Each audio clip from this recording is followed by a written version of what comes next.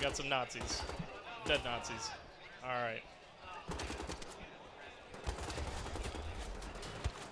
So, like, is there anything immediately that any fans of the New Order would notice, like, different? I know we saw in the initial trailer, obviously there's going to be some new weapons. There was maybe a tease to some additional customization. What can you tell us about that going into this? Go ahead, Matt. As far as the new stuff, it's a sort of a combination of more of what you like and enjoyed about Wolfenstein, but with some new mechanics and stuff that make the game interesting. One of the things you saw in the trailer was this pipe mechanic that we added. So it's a combination of a new melee weapon. You see Matt wielding it here. That gives you some opportunities to take down some of the heavier super soldiers that you come up against. But melee climbing. But it also offers some traversal options. So how to use we it saw the climbing. So it allows you to do some more sort of exploration of gameplay space and some different traversal elements that we didn't have in. And we have some new guns as well. The bolt action rifle, which we'll see later. The Kampf pistol, which is really awesome. It's basically a pocket rocket launcher. We also have a new shotgun in the game. Anytime you can have a pocket rocket launcher, that's a good thing. And obviously for folks who, like yourself, who played the old Wolfenstein games, it's one of those things where you don't have to have played any of those, just like you don't have to play the New Order, but there's lots of little nods and stuff that, you know, if you're a fan of the franchise, you've been playing this now for 20 years or whatever, you're gonna get a lot of sort of that nostalgic effect out of this and getting to stomp around Castle Wolfenstein again. And I mean, I really know that gamers appreciate that, whether they are being, you know, brought into the new era and playing these games, or they came from the old school. You know, having those little throwbacks and Easter eggs, always. So you can see here, Matt's taken out one of the two guys that can call in extra reinforcements, and you can see it's giving him a notification. Getting hairy. Yeah. I did mention don't die, man. right? Don't throw grenades at yourself either. So yeah, I tried to go stealthy first, and I thought I was going to make it, and not so much. Things didn't go well. So there we go. And just like the other game, you have the option to do that. If you want to play a little stealthy, that's not me. That's not necessarily my style. Certainly there's parts where combat is unavoidable. Like you're not just going to tiptoe your way quietly through the whole thing. But there's definitely opportunities where you can decide to go more stealthy or more combat. And depending on how you do that, you know, if you just want to go in guns blazing, you can. But with a minigun. You're also going to end up fighting a lot more guys. Right. They're gonna call in a lot more reinforcements and make it a lot tougher to deal with. So looks like I got out of that okay. You did make it through. Glide. The one guy in the area is like, nope, I have a single job.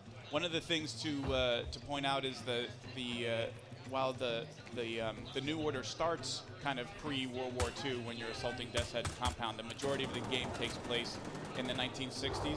Right. The old takes place in the past. So this is all sort of World War II era where the war is still going on with the Nazis, and BJ is trying to help keep the Nazis from winning the war. So a lot of what you see is going to be a little bit more retro technology. You're going to see kind of older versions of the Panzerhunds and the original versions of some of the super soldier technology. It's a little more sort of archaic compared to the New Order, but it's because this is when the Nazis were first starting to experiment with some of this technology.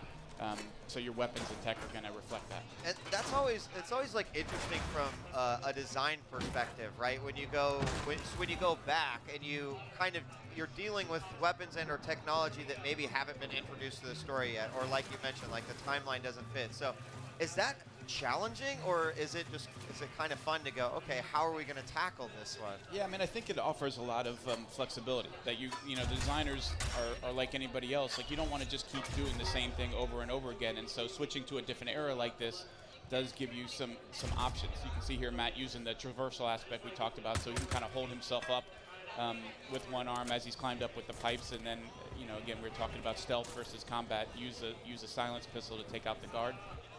But yeah, it does offer, you know, designers and the team a chance to explore some new stuff and not kind of just do the same thing, same period over and over again. What would this have looked like for the Nazis back then? Get a little creative with it. Go ahead. I was going to say, plus you get to do cool new kill animation. Pipe down. Also, kind of a staple of the Wolfenstein series is sort of like the secrets and the things that you find throughout the levels. I assume that we have plenty of those littered throughout. Certainly plenty of that, again, where you're going to, as you're moving through, there's going to be unlockables that you can find, and you get bonuses. Grenade in the skull. Yes. Bonuses for finding and collecting all of that stuff. But again, that's purely optional. It's kind of up to folks. If you want to just go through and run and gun and have a good time, it's going to offer you hours of that. And if you want to go exploring and find all the other stuff, that's an option as well. What do you? Which bucket do you fall into? I'm a run and gun guy. Okay, I am too. There's times where I use stealth mostly when I know it's an area where if they start calling in reinforcements, I'm really going to be in trouble. So I tend to be stealthy until I take out the two guys that call in the reinforcements, and when you take out the commanders, then I know I can start running gun and not have to worry about dealing with a lot of extra enemies. So this is the new bolt action rifle, and I've got the attachable scope right here. Pretty awesome. Needs a little time to reload, but definitely powerful.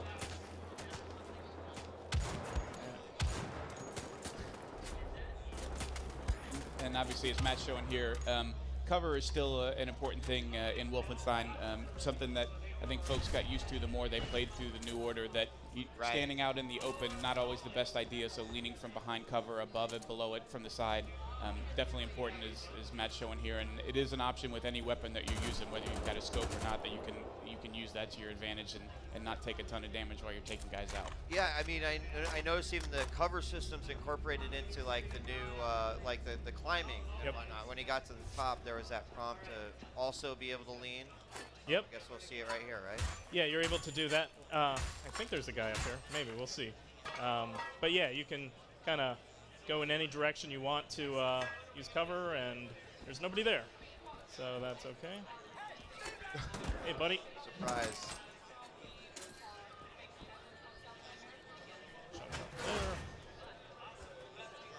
So we were in the catacombs. If you noticed, we fell through. It looks like I'm getting my way back to where I wanted to be. And just for those that are joining us, we are seeing the first shown gameplay here of the Old Blood, Wolfenstein the Old Blood, and this was announced on Wednesday. And we're saying this is the first time that we've ever had a chance to check this out. So it's coming out in May, right? Yep, May 5th. It is going to be for PC, Xbox One, and PS4, so just next gen. Allowed the team to, honestly, to focus a lot more on what they were doing and not have to support as many platforms, which takes away a lot of dev time. Is 5 platforms hard to do? It turns out it is. Really? No. Having done that twice last year with Wolf and The Evil Within, we can tell you shipping on 5 platforms simultaneously is a ton of work. Yeah, I can only imagine. Boom. It's a nice grenade. So you guys, and I'd love to maybe talk a little bit more about that grenade. You know, the concept of, you know, like the standalone versus DLC models. Because also, as the designer, publishers, you know, these are decisions you have to make, and also depending on sort of the needs and demands of your audience as well. So can you talk to us a little bit about taking this route? Yeah, I mean, I think the idea came from a couple of routes.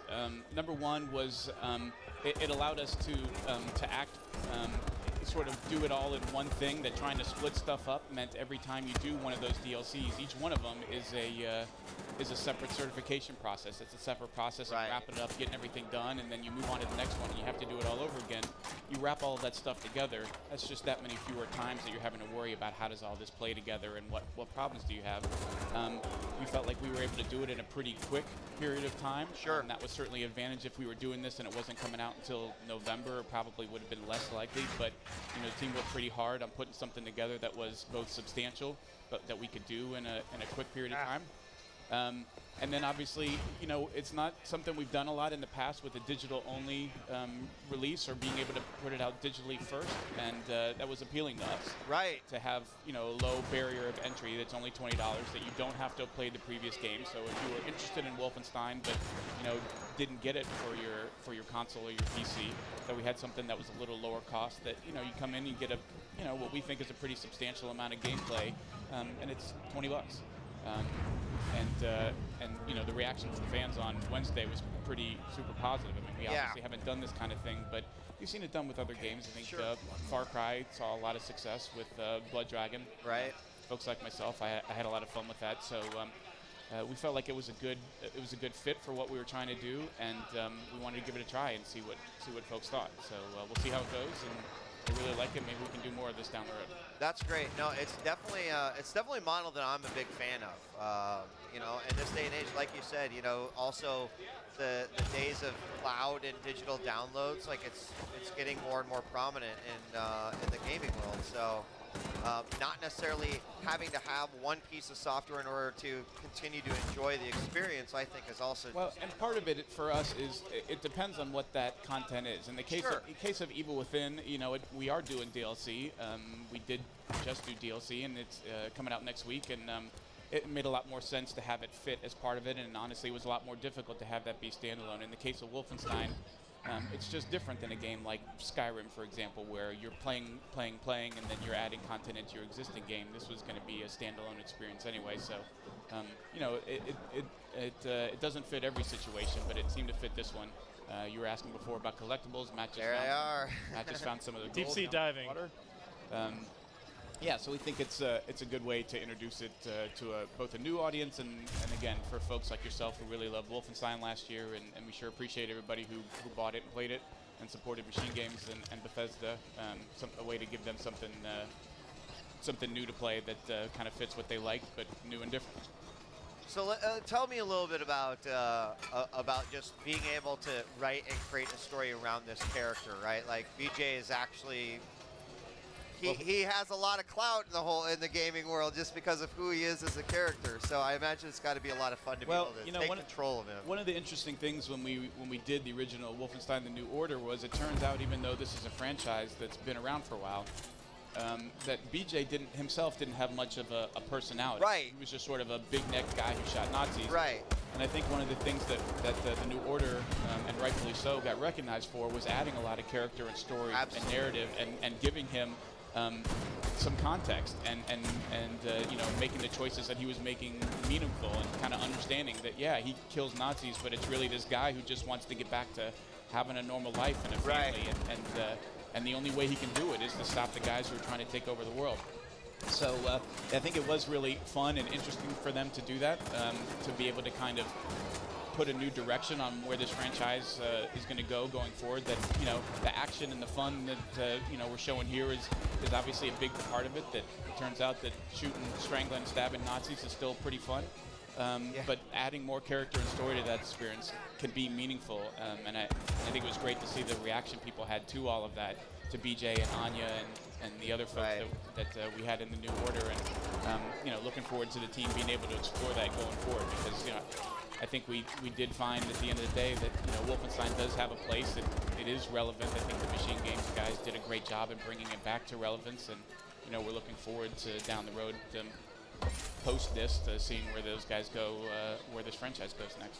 So I have to ask a question because I haven't seen anything about it yet, but at the end of the trailer that opened up the segment, we have that part at the end where there's a shotgun and he picks up the hacksaw and he proceeds to make some modifications. Can you give us any information